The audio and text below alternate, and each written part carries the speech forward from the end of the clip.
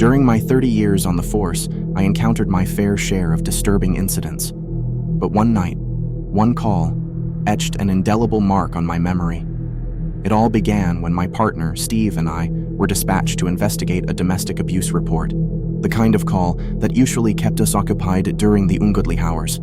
As much as I dreaded these situations, it was our duty to keep the peace.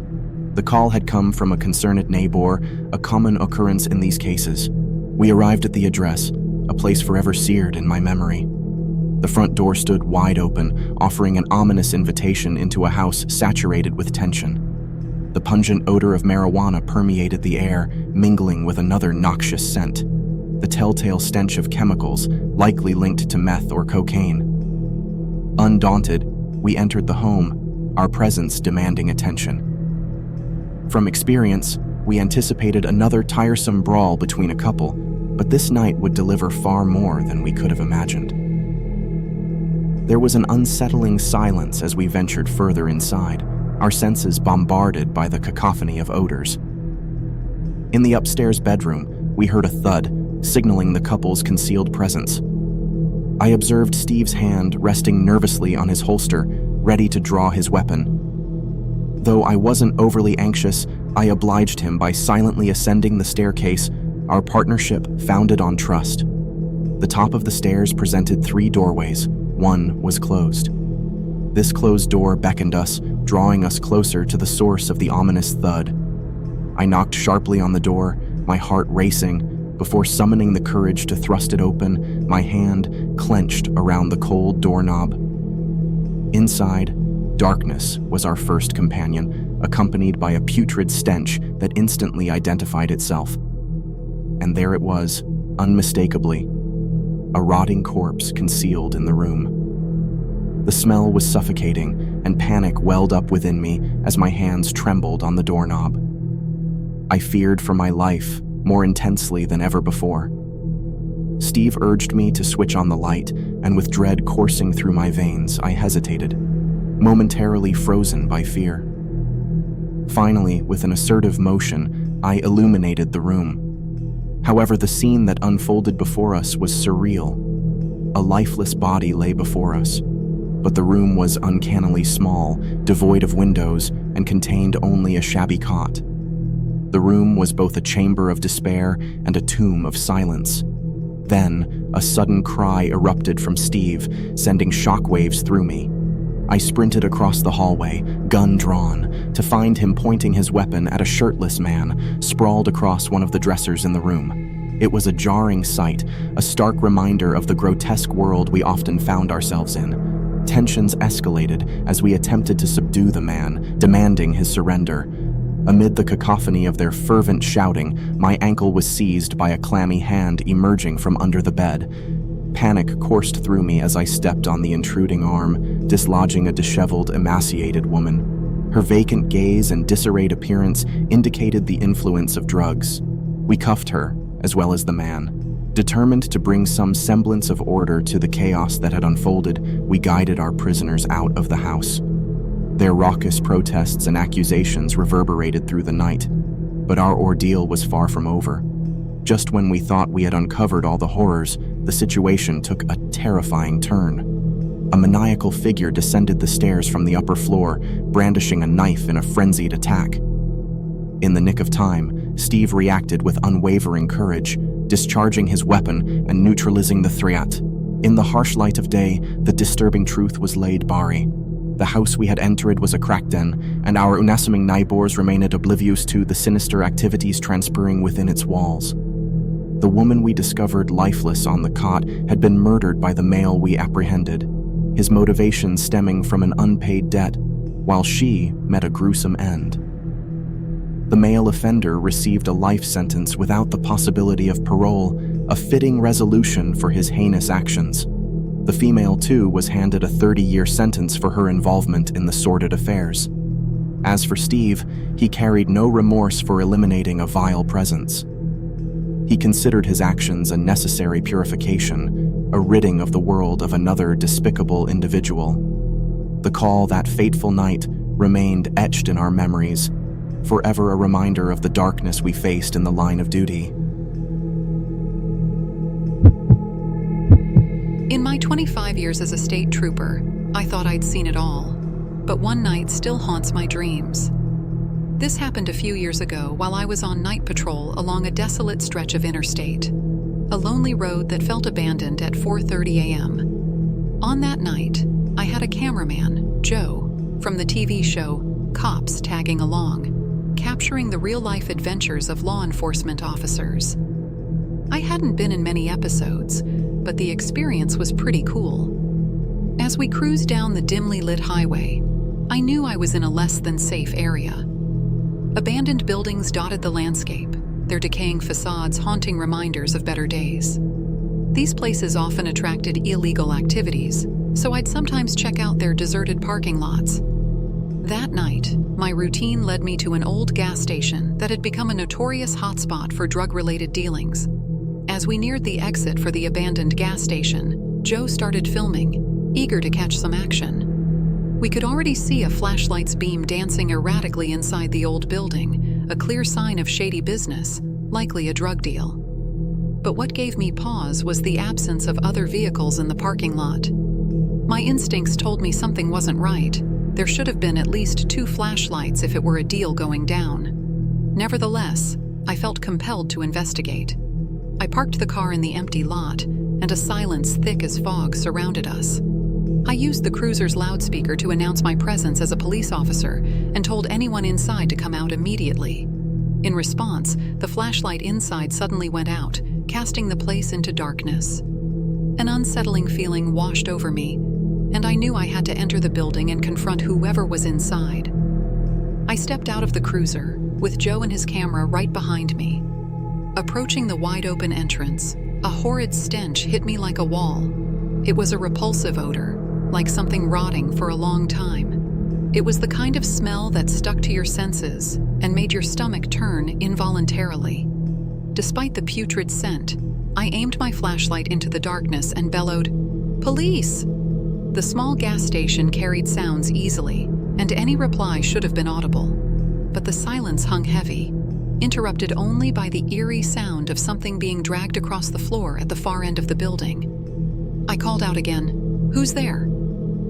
No response. A shiver crawled up my spine as I ventured further into the gas station. The small building was deathly still, and the only sound was the grimy floor creaking under my boots. That's when I heard it, a definite dragging sound from the other side of the room. My heart raced, and I tried to focus, but the silence was unnerving. I called out once more and illuminated the back room with my flashlight, catching sight of a figure. This was my chance to confront the intruder, so I shouted, "Police!" once again. The figure bolted, making a frantic escape through the back exit. Determined, I gave chase, but when I reached the exit, there was nothing but the vast cornfield, extending endlessly into the night. It was clear that chasing the person was futile. They had vanished into the darkness. I stopped, gasping for breath, feeling defeated and disoriented. As the cold night air wrapped around me, my confusion deepened. Why had the person run? What was happening? I knew I had to return to the gas station for further investigation.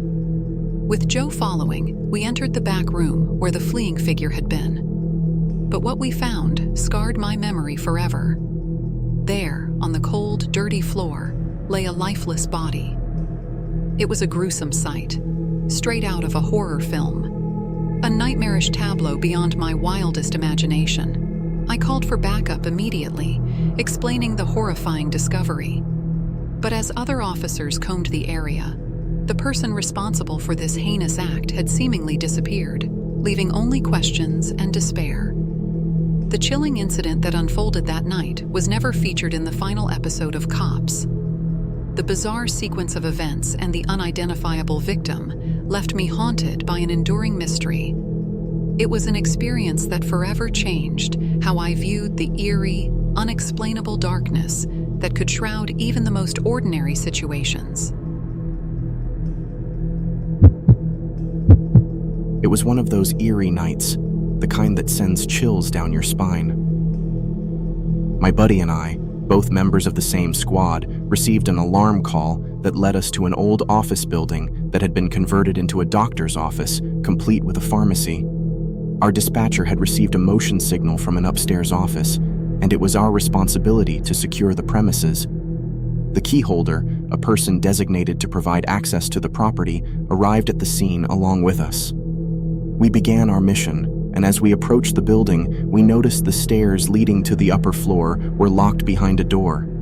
Unfortunately, the key holder did not possess the key to unlock it. Our only option was to take the elevator up to the second floor. The elevator ride was tense, marked by a sense of foreboding that seemed to grow with each passing moment. As the elevator doors finally slid open, we were met with a chilling sight. The hallway before us was consumed by darkness, except for a single overhead light that cast eerie, elongated shadows. We steeled ourselves and set off down the corridor. As we progressed, methodically checking the office doors, we encountered nothing out of the ordinary. Each door remained securely locked. The silent, lifeless hall seemed devoid of any threats. Our confidence grew as we checked off one office after another. However, it was the last office that sent shivers down our spines. The doorknob turned effortlessly, granting us access to an unused office space. The room itself was unremarkable, but it led into a larger waiting area and reception section. This area contained approximately 10 or 12 exam rooms, all vacant and seemingly undisturbed. We quickly cleared these rooms without encountering any issues. Upon leaving the final office, we were hit by a sense of unease. The overhead light that had illuminated our part of the hallway had been extinguished, replaced by another light at the far end, closer to the elevators. My partner and I exchanged alarmed glances, our instincts on high alert. My partner leaned in, his face drained of color, and whispered, "Did you notice? When we checked those doors, they were all closed, but now they're all standing wide open." The creeping sensation of dread gripped us both as we realized the gravity of the situation. Our orderly, secured offices had transformed into open doorways, as if inviting us into a malevolent dance of the unknown. Panic began to gnaw at us. We were now compelled to secure the offices once more. As we painstakingly worked our way through each room, the silence was broken only by our hushed breaths and the echoes of our boots on the tiled floor. It was an almost surreal task, fueled by anxiety and the inexplicable. Finally, we re-entered the last office we had inspected. As we moved to clear it, a sudden jarring noise disrupted the air. The main door to the office slammed shut with a resonating thud. Our radios, previously silent, erupted with a cacophony of static and piercing feedback that assaulted our ears. Fear clawed its way into our minds. My sole desire was to escape this place, to put distance between us and whatever sinister forces lurked here. We retreated to the elevator, our path laden with a heavy sense of foreboding. With the elevator doors closing, we breathed a momentary sigh of relief, only to realize our ordeal was far from over. We still needed to contact the key holder. As I fumbled to make contact with the key holder, a chilling truth emerged. Dispatch had no record of the key holder being on the scene. We had been alone the entire time. My sense of unease deepened when dispatch disclosed that they had only just managed to reach the key holder. Their estimated time of arrival was approximately 5 minutes. Yet, the key holder I believed we had encountered was still missing. Unease washed over me like a tidal wave. I made the call to the key holder provided by dispatch, explaining our situation and sharing my detailed description of the man who had led us into the building. The key holder listened carefully and then delivered a shocking revelation. The individual I had described matched one of the doctors who had previously leased an office on the second floor. Incredibly, she informed me that this doctor had committed suicide several days earlier at his summer home. It was a revelation that sent shivers down my spine. Our minds raced to comprehend the inexplicable events we had experienced, events that transcended the realm of the living and ventured into the realms of the unknown. At 22 years old, I was a rookie on the force, still new to the highway patrol officer uniform. Those first weeks were a baptism of fire, and I spent them learning the ropes while cruising solo in my patrol car. I had adopted the night shift, from 10 p.m. to 6 a.m., patrolling the quiet, moonlit highways. These hours were prime time for reckless drivers, and my mission was to maintain order on the roads. One Thursday night around 2 a.m., I found myself alone on the dark highway. The world outside was bathed in darkness, and the road was eerily devoid of traffic. I maintained a steady 65 miles per hour as I passed through dense forests, a natural haven for nocturnal creatures, and, perhaps, a few surprises. I remained vigilant, aware that a deer might dart out onto the road at any moment. About 10 minutes into my journey, I hadn't seen another car, an unusual occurrence even for this late hour. But as I rounded a bend, a single vehicle came into view. Its hazard lights blinked like fading stars about a quarter mile ahead.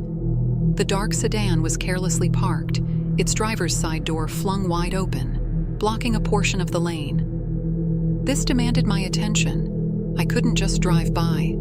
I pulled up behind the stranded vehicle, radioed in my discovery, and got out to investigate. With my flashlight in hand, I approached the sedan, its interior lit by the overhead light. Oddly, the keys were still in the ignition, and the engine was running, yet the driver was nowhere to be seen. The situation seemed strange, and my apprehension grew. I called out, "Hello, is anyone there?" Silence hung in the air for a full minute without a response. My instincts screamed that something was wrong, and I was about to report the situation over the radio, when my flashlight revealed a lurking figure near the tree line. It was a man in a mask, not your typical face mask or ski mask, but something far more unsettling, a mask like those from the Purge movies. Panic surged through me, and I instinctively raised my flashlight while reaching for my firearm. As my flashlight beam fell on him, I saw several others, each donning similarly eerie masks. Their hands clutched weapons, some with baseball bats, others with guns, including a pump-action shotgun. My voice trembled as I ordered them to drop their weapons, but, as expected, none complied. With trembling hands, I inched backward toward my cruiser, my gun still trained on the menacing figures. My heart pounded and my stomach churned. A rustling sound from the trees behind me sent shivers down my spine. Panic took over, and I abandoned my role as a police officer, sprinting back to my cruiser. The car roared to life as I sped away from the menacing gathering. Along the way, I glimpsed more figures lurking in the shadows. Panic consumed my thoughts as I radioed for immediate backup. I knew help was still minutes away. Several cruisers eventually arrived on the scene. We searched the area, but the car was gone. The masked assailants had vanished into the night, leaving only tire tracks on the roadside. The whole incident triggered a major investigation, with multiple officers patrolling the area in the following weeks. The memory of that night still haunts me. I often wonder if my response had been different. Perhaps we could have caught those responsible. But I ran, gripped by fear, and my regret is a heavy burden to bear. We never discovered if those individuals were part of a gang, cult, or something else entirely. Whatever their purpose, they remained at large, and I'm left with the nagging feeling that things might have ended differently had I been braver. It was a call like any other in our small, eerie village. A resident had reported strange noises emanating from one of the abandoned buildings across the street. The likelihood of trespassers was high, so I responded to the call, ready to investigate. The village always held a sense of foreboding, and the abandoned buildings only amplified that atmosphere. As I arrived on the scene, the eerie stillness of the village enveloped me. There was an unsettling aura to the place that crept under my skin. I approached the vacant structure, a former two-story convenience store that had long since fallen into disrepair. Its interior had been stripped bare, save for the fixtures anchored to the floor, like the counters and shelves. The building was cloaked in darkness, its lights long extinguished. I cautiously made my way inside, alert for any signs of trespassers. My search began at the ground floor, where I systematically combed through each small aisle, checking for any hidden intruders. The tension in the air thickened with each step, but the store remained devoid of life. Having scrutinized every corner of the first floor, I ascended to the second level. It mirrored the lower floor in its emptiness. My footsteps echoed through the desolation as I continued my search, my flashlight cutting through the darkness. Just as I thought the building was entirely uninhabited, my eyes fell upon a window on the second floor. A woman with long gray hair that flowed past her shoulders stood behind the glass, her face adorned with a smile that stretched far too wide. I felt her eyes boring into me, her gaze unbroken and unwavering. Adrenaline surged through me, compelling me to act. I rushed back into the building, my heart pounding. In mere moments, I made it to the second floor, where the window was located. To my bewilderment, the window was empty. There was no trace of the woman with the unsettling smile. Doubt crept into my mind. Perhaps it was a trick of the light or a figment of my imagination. Regardless, I decided to conduct one final sweep of the building. I scoured each aisle meticulously, checking behind the counter and even inspecting the bathroom. The store remained as empty as before. With growing unease, I exited the building. Casting one last glance at the window, I saw her again. The woman stood there, her smile twisted and disturbing, her eyes locked onto mine. My nerves frayed, I raced back up the stairs, determined to confront her once and for all. Upstairs, I scoured every inch of the desolate space. My heart raced, and a bead of sweat trickled down my forehead. Panic was on the cusp of taking over. There was no sign of the woman. She had vanished entirely. Defeated and baffled, I left the building, thinking that my mind had played cruel tricks on me. However, as I glanced back at the window, there she was once more. The same deranged smile etched across her face, her eyes drilling into mine with a chilling intensity. She was toying with me, and I had unwittingly become the pawn in her sinister game. With the memory of her haunting smile lingering in my mind, I hastily made my way back to the police station, unable to shake the unsettling feeling that this was far from over. Whether she suffered from a mental disorder or not was unclear, but her actions had left me deeply unnerved. Her gaze remained etched in my memory as she watched me, her unsettling grin an unsettling echo in the chambers of my mind. At the young age of 17, my mom's job often took her out of town, leaving my dad and me to fend for ourselves. As a result, we found ourselves dining out quite often, cherishing those occasional meals together. On one particular evening, we decided to satisfy our cravings at the local Pizza Hut. It was around 7 p.m., and my dad had just finished his regular work shift. He was a police officer back then, maintaining a schedule that somewhat resembled typical working hours. Sitting across from each other, we were deep in conversation. Though the topic escapes me now, we chatted away until it suddenly came to an abrupt halt. I glanced at my father, only to find him intently staring into the rearview mirror. A sense of unease washed over me, and I asked him what was bothering him. Ever the vigilant police officer, my father informed me that a car had been tailing us since we left the Pizza Hut parking lot. I turned to check his claim, and sure enough, there was a blacked-out SUV following closely behind us.